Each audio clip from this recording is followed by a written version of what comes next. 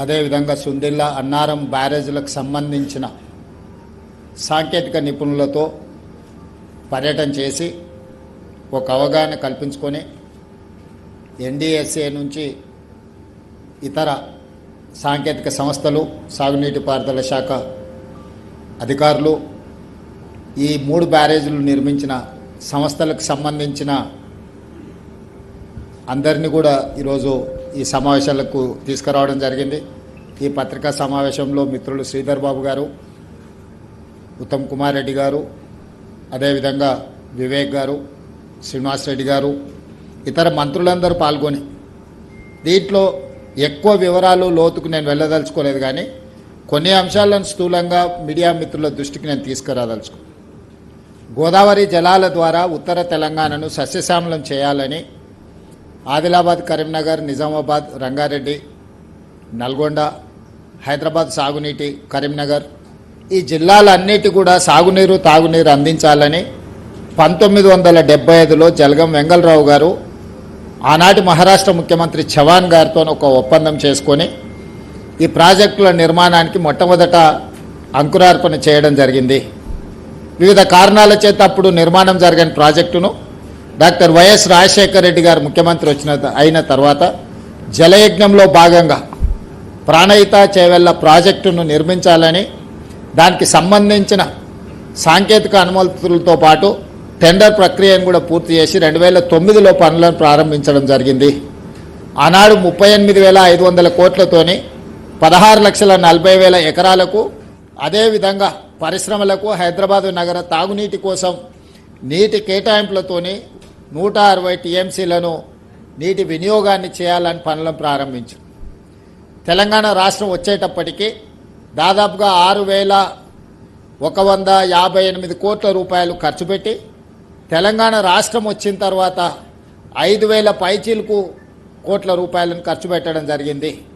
మొత్తానికి ఉమ్మడి రాష్ట్రంలో తెలంగాణ రాష్ట్రం వచ్చిన తర్వాత ప్రాణహిత చేవెళ్ల ప్రాజెక్టు మీద 11,700 కోట్ల రూపాయలు ఖర్చు పెట్టిన తర్వాత చంద్రశేఖరరావు గారి మదిలో దీనివల్ల తనకి ఎలాంటి ప్రయోజనం లేదు, ఆర్థిక రాజకీయ ప్రయోజనం లేదు కాబట్టి ప్రాజెక్టుల రీడిజైనింగ్ పేరు మీద ఈ అంకానికి, ఈ అవినీతికి, ఈ ఆలోచనకు తెరలేపిండు.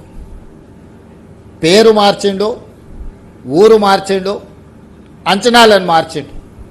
దాంతో గత ఆనవాళ్లను లేకుండా చేయడం ద్వారా ప్రాణహిత చేవెళ్ల పేరును కాళేశ్వరం ప్రాజెక్టుగా మార్చి, తుమ్మిడిహెట్టి దగ్గర కట్టాల్సిన ప్రాజెక్టును మేడిగడ్డకు, అన్నారంకు, సుందిళ్లకు మార్చి 38,000 కోట్ల రూపాయలు ఉన్న అంచనాను 1,50,000 కోట్లకు దాదాపుగా పెంచడం జరిగింది. తద్వారా రాజకీయ ప్రయోజనం, ఆర్థిక ప్రయోజనం, తనకు తాను ప్రచారం కల్పించుకోవడానికి అవసరమైన అన్ని రకాల తప్పిదాలు చేయడం. దాంతో 2016లో మొదలుపెట్టిన మేడిగడ్డ ప్రాజెక్టు 2019లో పూర్తి చేసినామని ప్రారంభించడం జరిగింది.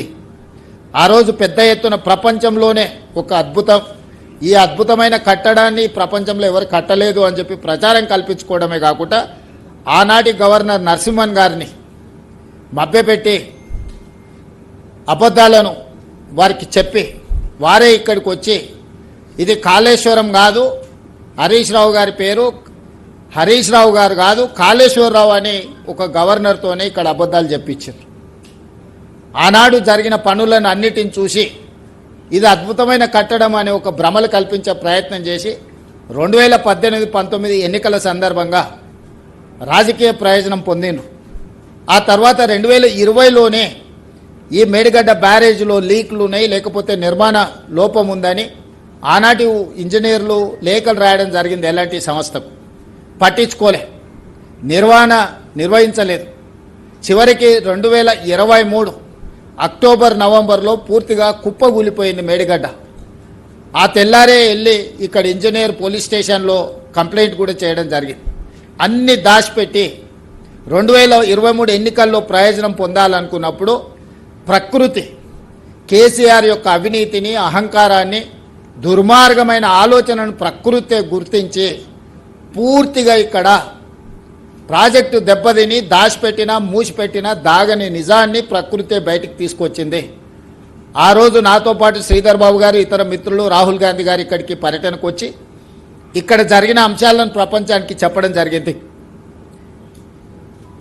ఆ ప్రభుత్వం అధికారంలో ఉన్నప్పుడే ప్రాజెక్టులో సమస్యలు రాగానే ఎన్డీఎస్ఏ పర్యటించి 2023 నవంబర్ 1 తారీఖు నాడు ప్రాథమిక నివేదిక ఇచ్చింది.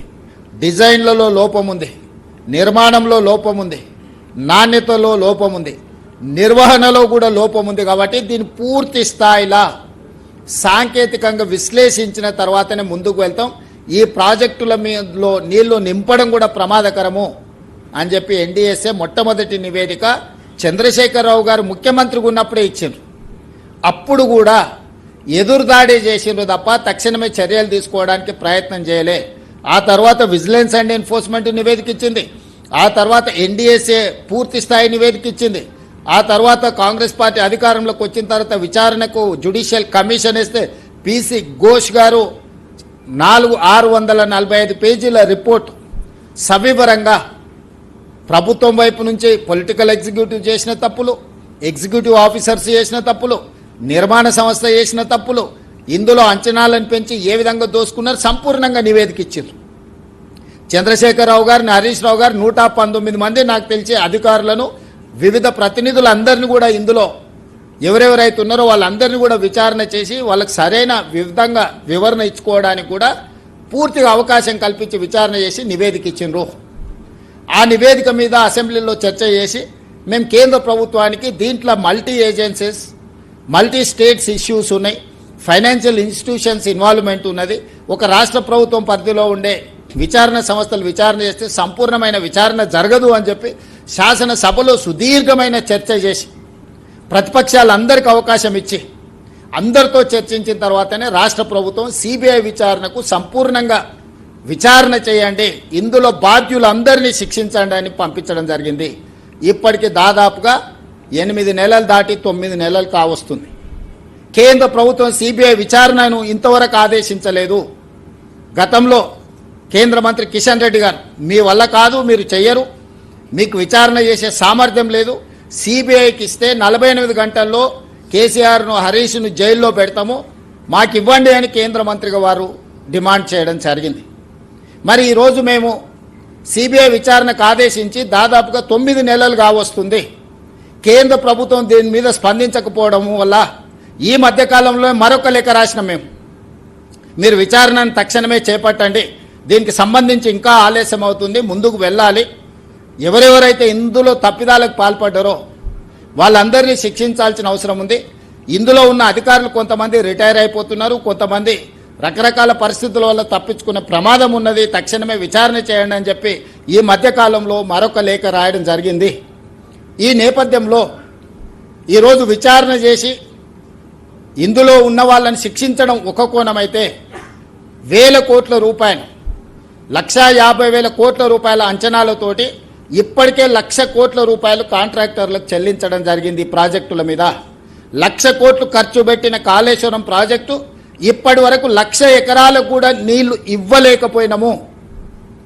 ఇప్పటి వరకు 2019లో ప్రారంభించిన ప్రాజెక్టు 2023 వరకు 162 టీఎంసీలను మాత్రమే ఇందులో నుంచి లిఫ్ట్ చేయడం జరిగింది. 20 టీఎంసీలు ఎవాపరేట్ అయిపోయినాయి, 32 టీఎంసీలు శ్రీపాద ఎలంపల్లి నుంచి మళ్ళీ కింది సముద్రంలోకి వదలాల్సిన పరిస్థితి. సో కాళేశ్వరం మీద 1,00,000 కోట్ల రూపాయల ఖర్చు పెడితే ఇప్పటి వరకు నికరంగా 1,00,000 ఎకరాలకు కూడా నీళ్ళు ఇవ్వలేకపోయినాము. అట్లని 1,00,000 కోట్లు ఖర్చు పెట్టిన ప్రాజెక్టును గాలికి వదిలేసే పరిస్థితి లేదు. వదిలితే ఒక భారము, పునర్నిర్మిస్తే ఇంకొక భారం. కానీ ఇందులోనే అన్ని చర్చలు చేసి వీటన్నిటిని కూడా రిపేర్ చేసుకొని మళ్ళీ ఈ తెలంగాణ ప్రాంతానికి నీళ్ళు అందించడానికి అవసరమైన పనులు చేయాలని చెప్పి ఈరోజు మేము నిర్ణయం తీసుకున్నాం. దాంట్లో భాగంగానే ఈరోజు సాంకేతిక నిపుణులందరూ 20 తారీఖు నాడు రావాలంటే వాళ్ళందరూ ఎవరు స్టేట్ పరిధిలో ఉన్న అధికారులు కాదు, ఈ రాష్ట్రంలో ఉండేవాళ్ళు కాదు. ఒకరు ముంబైలో ఉండొచ్చు, ఒకరు ఢిల్లీలో, ఇతర రకరకాల సంబంధించిన వాళ్ళు 1 నెల ముందు మేము డేట్ ఫిక్స్ చేసుకొని ఇక్కడికి రావడానికి పెట్టుకుంటే ఇక్కడ వచ్చి వీటన్నిటిని చర్చిస్తే బండారం బయటపడుతుంది, దోపిడీ ప్రజలకు అర్థమవుతుంది. సాంకేతిక నిపుణులు పర్యటించిన తర్వాత ఇందులో ఉన్న లోపాలను గుర్తిస్తారని ఇదే రోజు రాజకీయ మీటింగ్ వాళ్ళ పక్కన పెట్టుకున్నారు. ఈరోజు సాంకేతిక నిపుణులందరూ వస్తారు. మేము ఒక పొలిటికల్ విజిట్ కాదు, ఇది ఎక్స్పర్ట్స్ విజిట్. ఎక్స్పర్ట్స్ విజిట్లో పొలిటికల్ ఎగ్జిక్యూటివ్స్ మేము అందరం ఇన్వాల్వ్ అయినాం. మా ప్రోగ్రాం తెలిసి అతి తెలివితే